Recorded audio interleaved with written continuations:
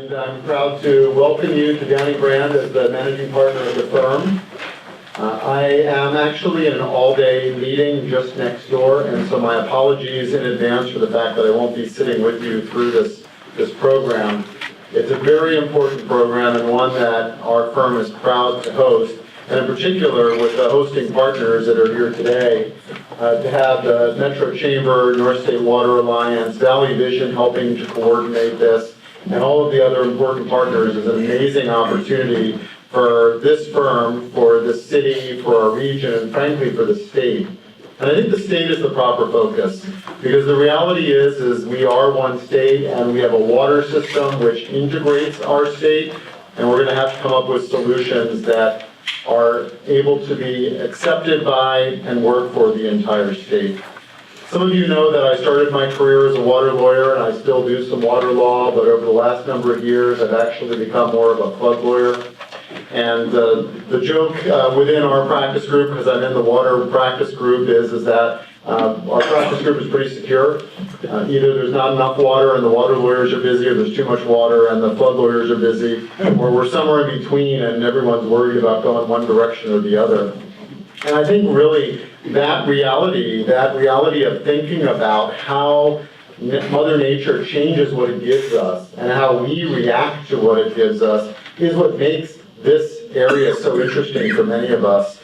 Kevin O'Brien, one of my mentors, has often commented that water is a unique area within California, within the law. It involves law, although as David Elijah, one of our water partners, can tell you, there's not more than several dozen cases and several statutes we look at, and everything else we kind of make up as we go along. So there's the law, there's the physical reality of our state and how we get water from one place to another, how it physically works, the interconnection of different hydraulic basins and groundwater basins.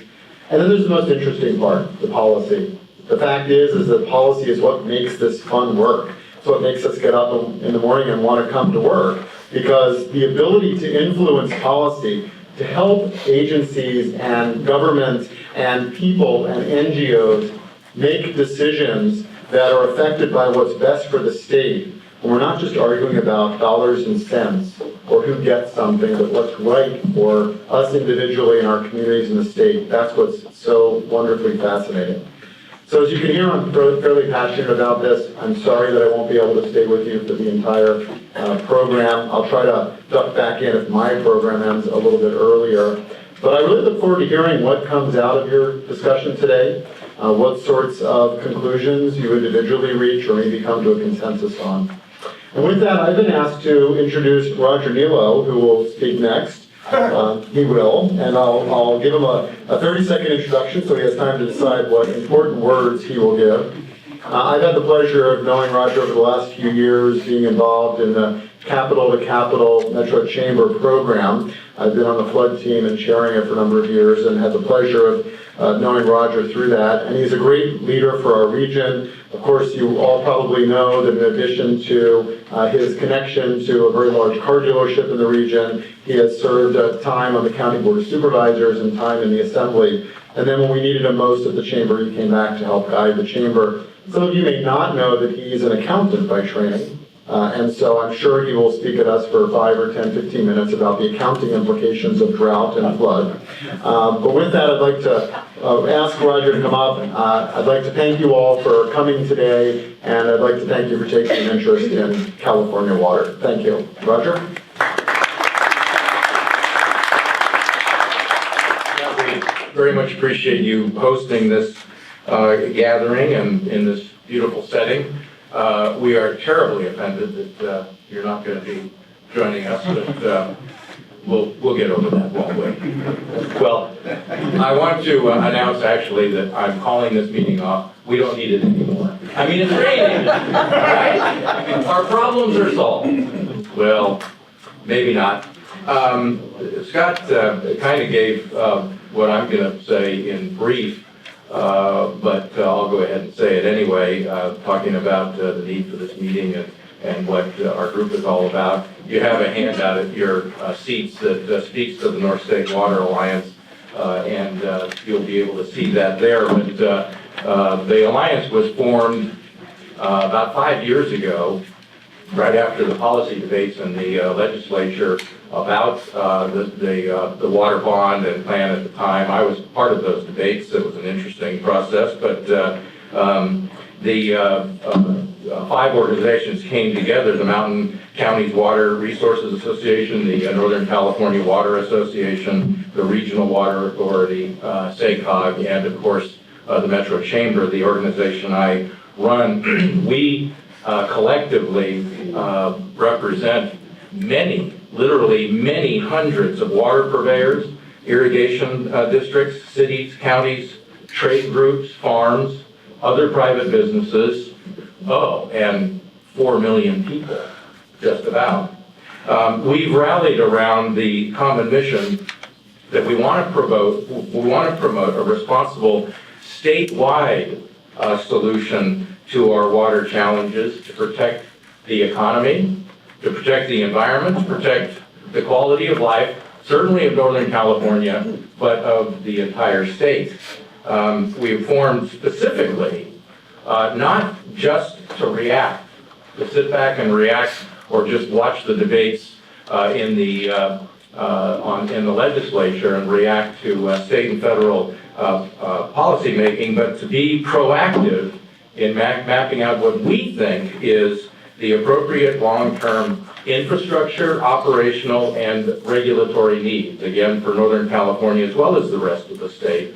We are lucky to be staffed by a number of very committed professionals with extensive engineering, legal, political, and water policy knowledge and experience necessary for us to come up with solutions that are credible, comprehensive, sustainable, and most importantly, capable of being implemented. We're guided by 5 principles. First, water rights must be recognized and protected. Secondly, all stakeholders must be included, all stakeholders in the state, in the development of a statewide water solution. Third, local control. Nothing that's done should preempt and should indeed honor local authority.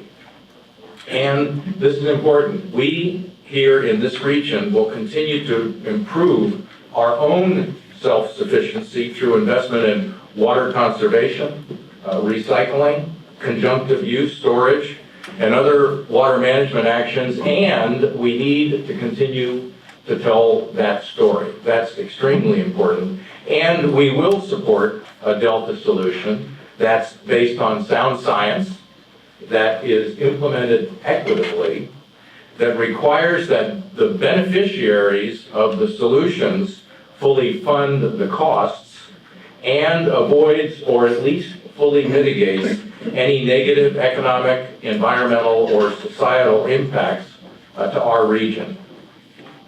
All that said, we propose basically 3 things, and that's at the end of this one-pager.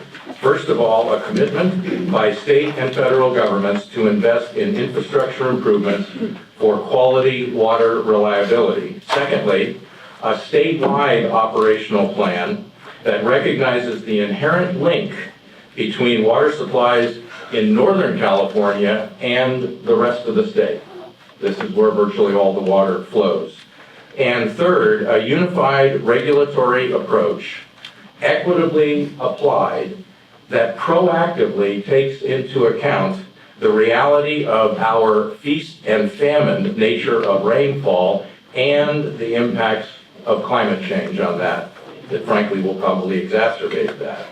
So infrastructure investments, operational certainty, regulatory support for long-term water supply reliability. We're calling this our solution in 3 parts.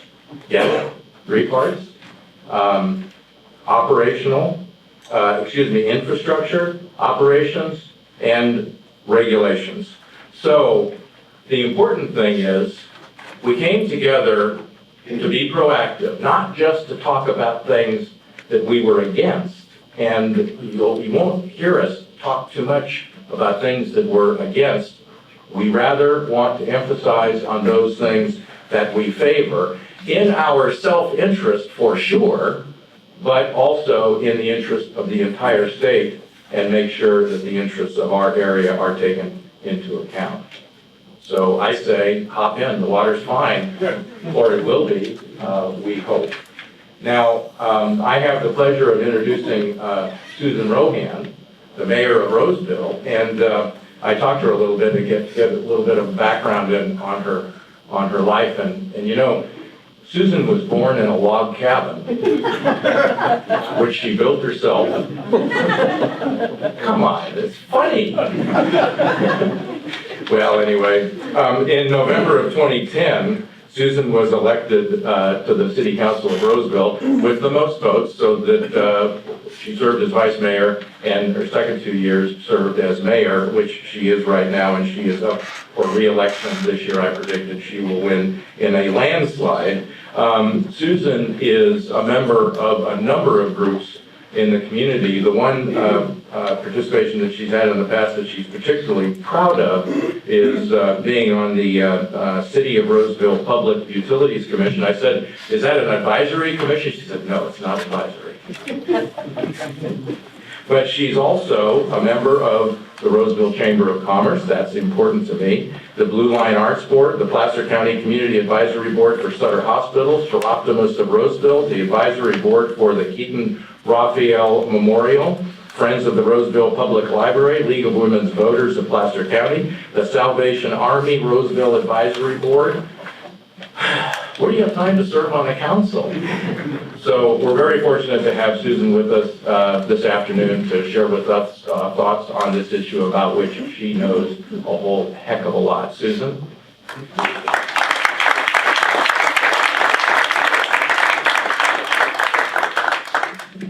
Thank you very much, Roger. By the way, I also have time to be a member of the Sacramento Chamber. I know. It's a very difficult act to follow. I really want to thank you all very much for being here. It's invigorating to see that there's a full room today to talk about the significant issues that we're facing. Today we're going to have the opportunity to discuss our challenges as a region, explore how we can come together around common issues of concern, and most importantly, identify a set of solutions we hope will provide a more reliable water supply for our region. And the discussion is timely because we all know this is certainly a sobering chapter in our region's water history. We thought we knew how bad a drought could be, and we thought we had a plan on how to protect our citizens and the environment, but it turns out that just isn't the case.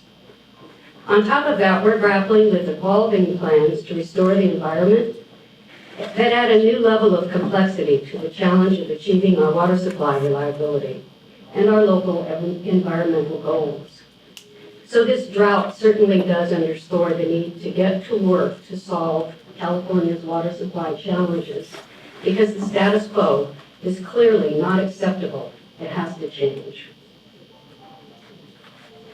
As Emerson once said, bad times have a scientific value. These are occasions a good leader would not miss. No question, the drought is on top of mind for our policymakers at the state and federal level too.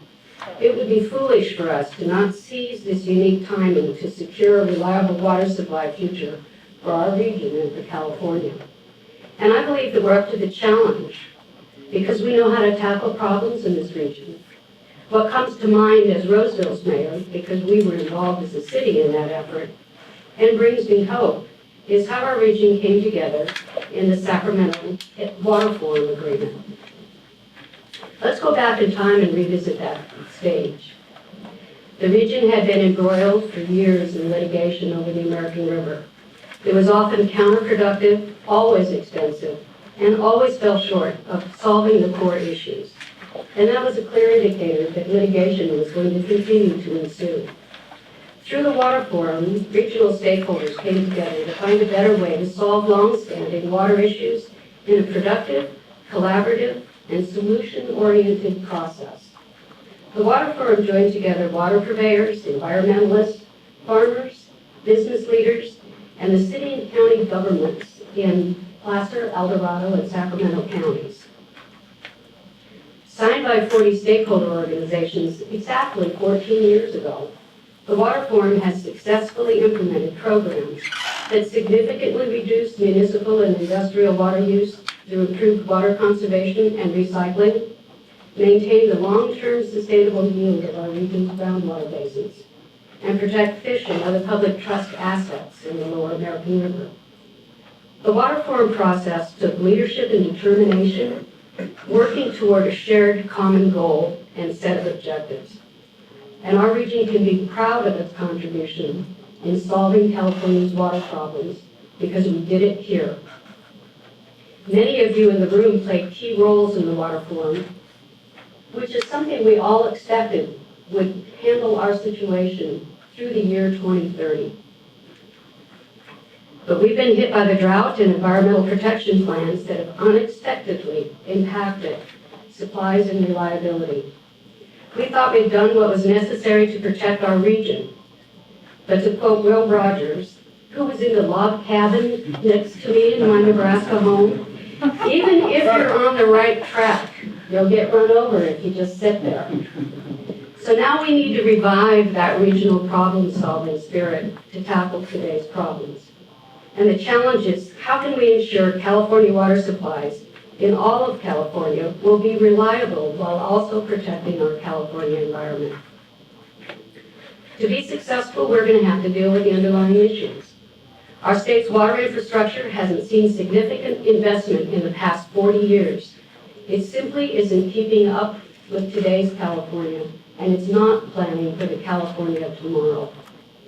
We are also encumbered with a state and federal water regulatory framework that results in inconsistent short and long-term environmental goals and is slow to adapt regulatory standards when conditions are outside of normal.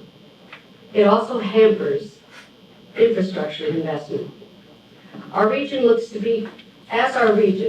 become more self-sufficient with our water resources, we need to count on a regulatory process that is efficient, has clear and balanced objectives, that covers the full range of California's hydrology, and does not get in the way of smart infrastructure planning.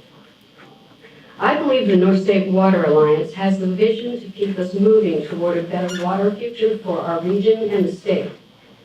The Alliance can help us achieve solutions centered on water infrastructure investment, updating California's regulatory framework, and the much-needed operational certainty within California's vast water supply and system. Our region has been working hard to meet the challenges of ensuring reliable water supply. We've taken responsible actions to improve our water reliability and environmental sustainability, but now we face new obstacles. And now we have to get on with doing something about it. So let me tell you about our program today. We're going to hear reports from an excellent panel of speakers representing urban and agricultural interests, as well as the economy and the environment. They'll shed light on the current status of our efforts to improve water supply reliability for all stakeholders and the obstacles. To those of us who are gathered here today, especially from the business community, please step up and take this on as a challenge.